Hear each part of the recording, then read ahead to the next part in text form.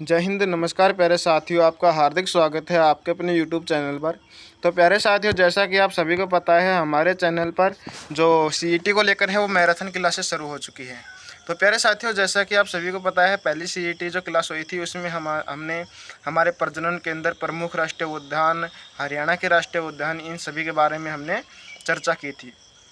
तो प्यारे साथियों, जैसा कि आप सभी को पता है कि ये सेकंड क्लास है। इसमें हम हरियाणा की भौगोलिक स्थिति, हरियाणा की जलवायु, हरियाणा की फसल, इन तीनों को ही कवर कर लेंगे। लगभग 25 से मिनट की ये वीडियो रहेगी, 20 से 25 मिनट की रहेगी, ज़्यादा लंबी हम इसको नहीं लेंगे क्योंकि इम्पोर्टेंट जो क्वेश्चन है हम उनको ही कवर करवाएंगे।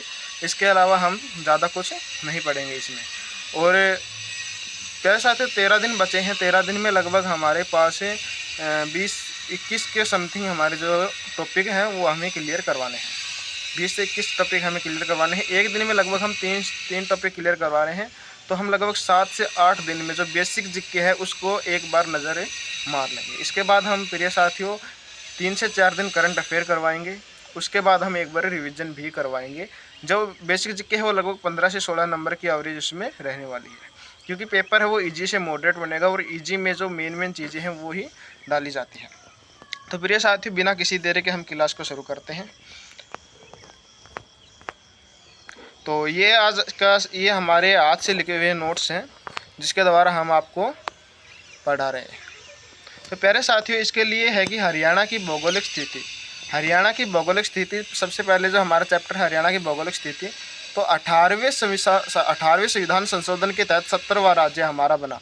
जिस भी प्रिय साथी को जो हमारी राइटिंग है जैसे, या फिर इसमें दिख नहीं रहा है, राइटिंग समझ में नहीं आ रही है, तो प्यारे साथी गौर से सुनना, एक एक चीज़ को हम कवर करवाएंगे। इस 20 से 25 मिनट की वीडियो में हम आपको लगभग ये तीनों टॉपिक कवर करवा देंगे। तो हमें ध्यान रखना है कि 18वें संविधान संशोधन के तहत हमारा 17वां राज्य बना। इसके बाद सीमा जो है वो 5 राज्यों से लगती है, 2 केंद्र शासित प्रदेशों से हमारी सीमा लगती है। इसके बाद हम आगे चलते हैं कि सबसे जो लंबी सीमा है वो हमारी राजस्थान से लगती है। ठीक है प्रिय साथियों, राजस्थान के बाद हमारी उत्तराखंड से सबसे छोटी सीमा लगती है। राजस्थान के कितने ज़िले लगते हैं हमसे? 8 ज़िले। ठीक है, इस बात का ध्यान रखना है।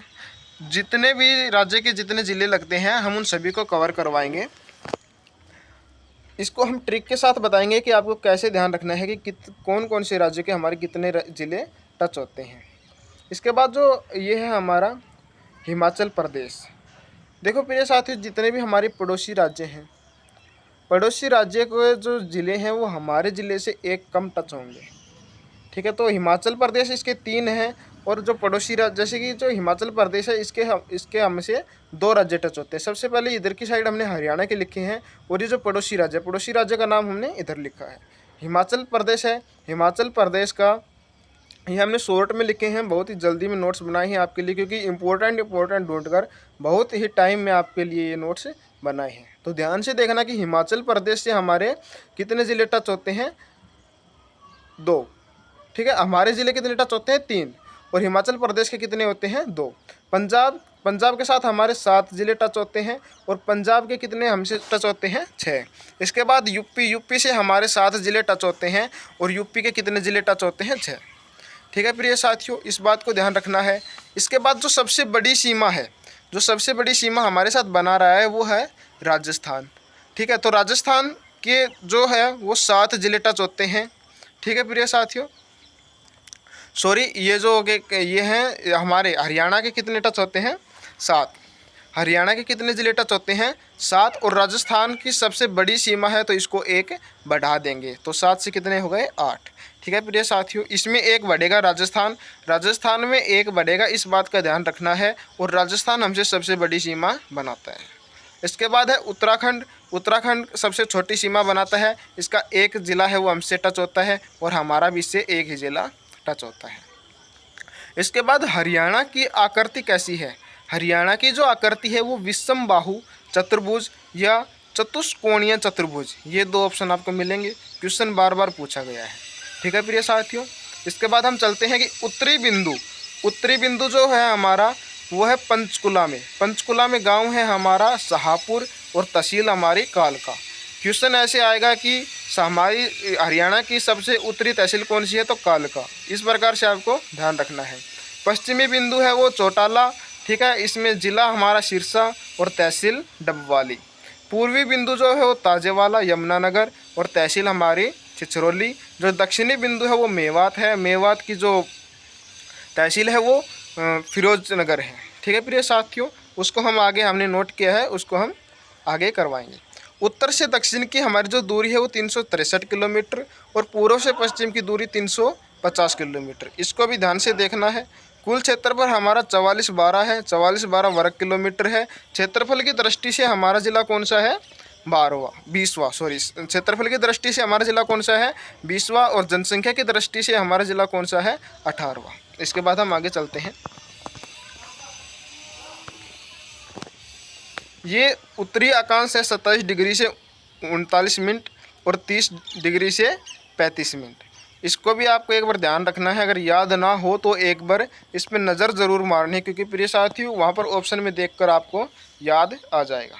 ये हमारा दक्षिणी अक्षांश है।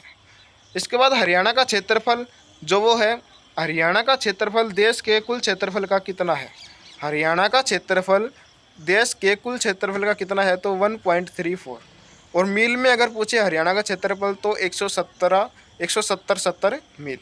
ठीक है प्रिय साथियों। इसके बाद हरियाणा की भौगोलिक संरचना के आधार पर कितने भाग हैं? 3।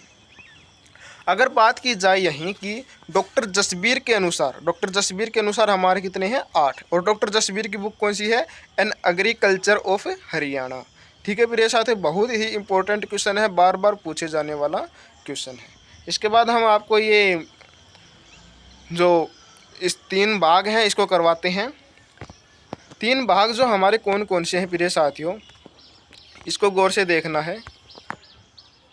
ये जो है हमारे हरियाणा के मुख्य 3 भाग हैं, भटियाणा, कुरुक्षेत्र और हरियाणा। ठीक है। भटियाणा के तहत सिरसा फतेहाबाद वाला क्षेत्र आता है।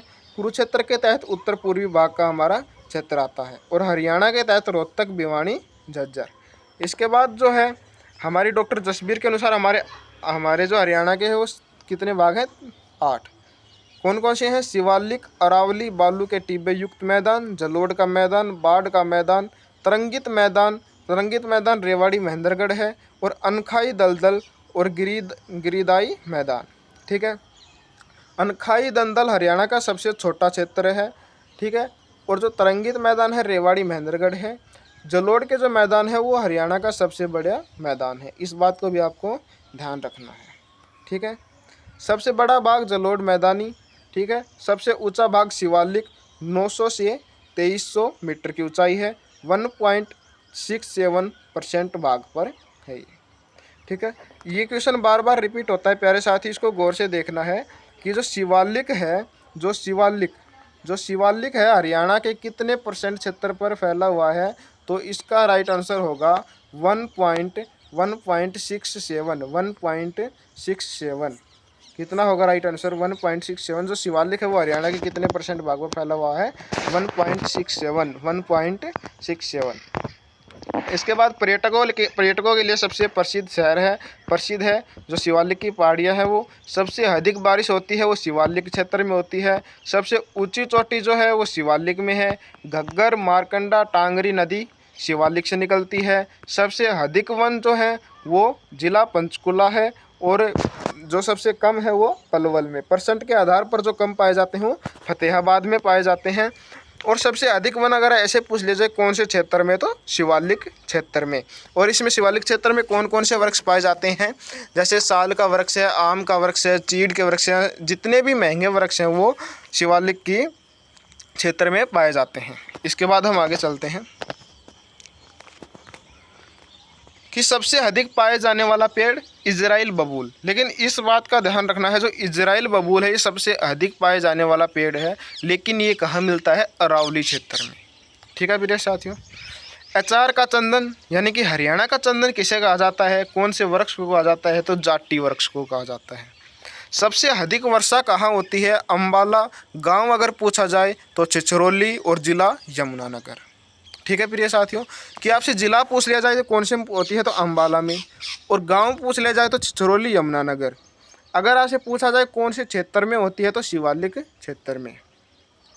जो गिरिपादीय मैदान है प्रिय साथियों, ये जो मारकंडा और जो घग्गर नदी आती है, उसके जो कंकड़ जो लाती है पहाड़ों के हमारे साथ, उससे बना हुआ क्षेत्र जो है वो गिरिपादीय मैदान है। स्थानीय भाषा में इसे थर कहते हैं। बहुत ही बार रिपीट हुआ क्वेश्चन है ये। स्थानीय भाषा में इसे थर कहते हैं और जगाधरी में इसे तंदी कहते हैं। और जो चौक और ये बांबर है, जो इससे बने हुए गड्ढे हैं उनको चौक कहते हैं और जो पत्थर है उनको बांबर कहते हैं। अनउपजाऊ मैदान है क्योंकि कंकर में कभी फसल नहीं होती, तो इसका क्या है, अनउपजाऊ मैदान है। अरावली मैदान है वो दक्षिण से पश्चिम की ओर फैला हुआ है। हरियाणा की समुद्र तल से ऊंचाई 200 से 300 मीटर है। अगर फिट में आ जाए तो इसको मल्टीप्लाई 3 कर देना है, 600 से 1800 फीट। सबसे अधिक अरावली गुरुग्राम में, सबसे अधिक जो शिवालिक है वो पंचकुला में। ये भी बहुत बार रिपीट हुआ क्वेश्चन है कि सबसे अधिक अरावली की पहाड़ियाँ कहाँ हैं, गुरुग्राम में, और शिवालिक के पंचकुला में। सबसे कम वर्षा होती है सिरसा में। अगर गांव पूछा जाए आपसे तो लोहारू भिवानी में, और क्षेत्र पूछा जाए तो अरावली क्षेत्र में। अरावली की सबसे ऊंची चोटी, प्रिय साथी बहुत ही बार पूछा गया क्वेश्चन है। अरावली की सबसे ऊंची चोटी है वो डोसी है, नारनौल में। 652 मीटर इसकी ऊंचाई है, 652 मीटर इसकी ऊंचाई है। ठीक है, यहाँ से नदी कौन सी निकलती है, दोहन नदी का उद्गम होता है। और अरावली से और कौन सी निकलती है, साहिबी नदी निकलती है। सर्वाधिक खनिज मिलते हैं इसमें, इस बात का बहुत ही इम्पोर्टेंट ध्यान रखना है प्रिय साथियों। सर्वाधिक खनिज किस में मिलते हैं, अरावली में। खनिजों का शहर महेंद्रगढ़।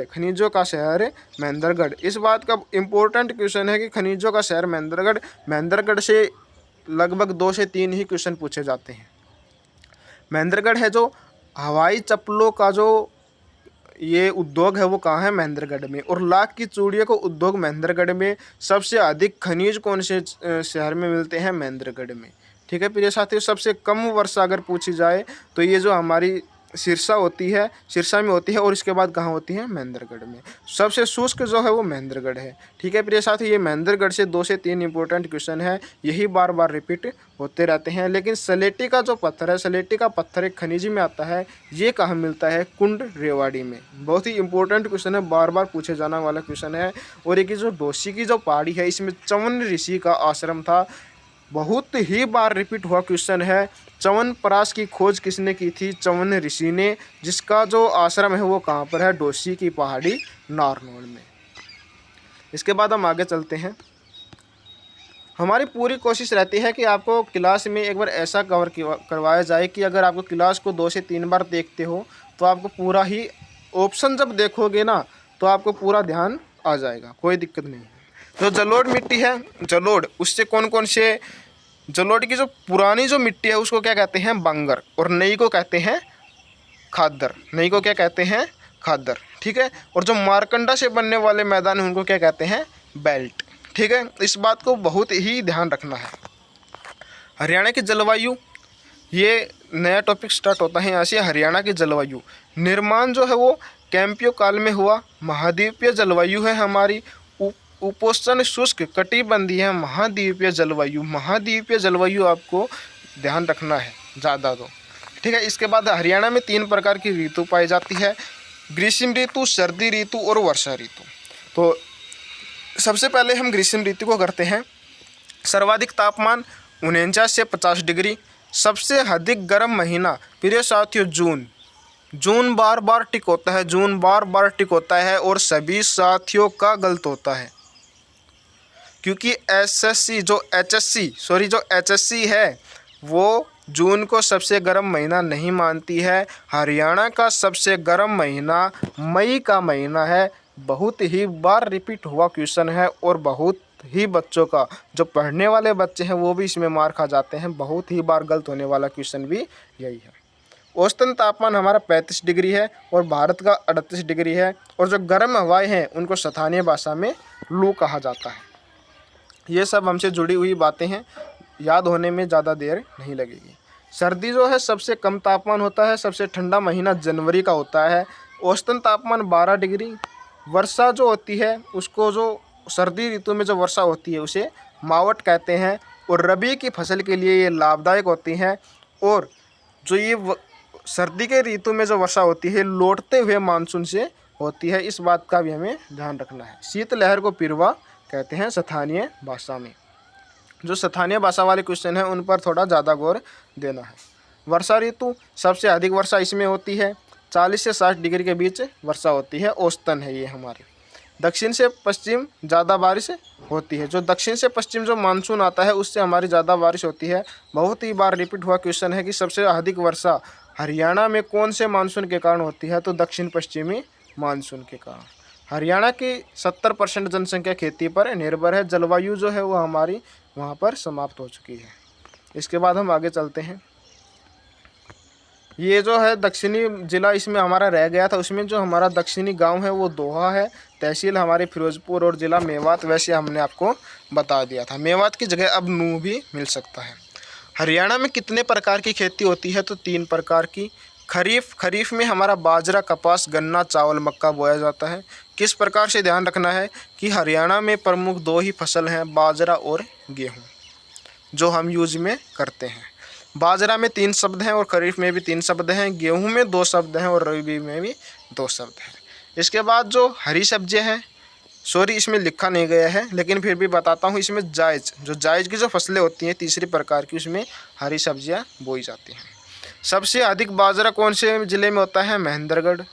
सबसे अधिक जौ, सरसों, चना भिवानी में, कपास सिरसा में और चावल करनाल में, इसीलिए करनाल को चावल का कटोरा भी कहते हैं। सबसे अधिक गन्ना यमुनानगर में, और सबसे अधिक गन्ना यमुनानगर में होता है, इसलिए सबसे ज़्यादा चीनी की मिलें जो है वो भी यमुनानगर में पाई जाती है।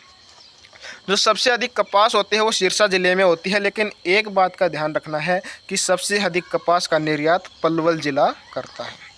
ये सर्वाधिक फल की खेती जो आम की होती है यमुनानगर में। आमों का मेला पिंजौर में लगता है, पंचकुला। जो आम के जो 3 मेले हैं वो आपको ज़रूर पढ़ के जाने हैं। खट्टे फल सिरसा ज़िले में सबसे ज़्यादा होते हैं। सर्वाधिक सब्जी आलू की होती है। सर्वाधिक मसाला हल्दी यमुनानगर में। सर्वाधिक फूल है, जो ये क्वेश्चन छूट गया है प्रिय साथियों, इसको अगली क्लास में करवाएंगे। जो गेंदा है वो गुरुग्राम में सबसे ज़्यादा होता है। गुलाब पानीपत में होता है। सर्वाधिक फूल की खेती कौन सी की जाती है, वो फिलहाल थोड़ा ध्यान नहीं आ रहा है, लेकिन इसका आंसर गेंदा नहीं आएगा, मैं अगली क्लास में से करवाऊँगा। ठीक है, गलत नहीं पढ़ के जाना है, जितना पढ़ा जाए हमसे 14 से 15 दिन में सही पढ़ के जाना है। हरियाणा का अनाज अनुसंधान केंद्र, ये लास्ट क्वेश्चन है, ये भी यहाँ पर रह गया था, लेकिन फिर भी मैं इसको करवाता हूँ कि हरियाणा का जो अनाज अनुसंधान केंद्र है वो पिहोवा करनाल में है। ठीक है प्रिय साथियों, यहाँ से हमारा एक क्वेश्चन रह गया है कि सर्वाधिक फूल, इसमें एक फूल है वो ध्यान नहीं आ रहा है, माइंड से स्लिप हो गया है, इसको कल करवाएंगे। तो प्यारे साथियों, क्लास आपको कैसी लगी ये आपको बताना है, और हर रोज़ हमारी क्लास से जुड़ना। लगभग हम 7 से 8 दिन में लगभग बेसिक जीके कवर करवा देंगे। उसके बाद 2 से 4 दिन हम हरियाणा जो करंट अफेयर हैं उसको देंगे। इसके बाद हम 2 से 3 दिन रिवीजन करेंगे। मान के चलना आपके 14 से 15 नंबर या 15+ नंबर आपके कहीं नहीं जाने वाले हरियाणा जीके में, अगर HSC इस लेवल का पेपर बनाती है तो। धन्यवाद प्यारे साथियों, thank you all of you.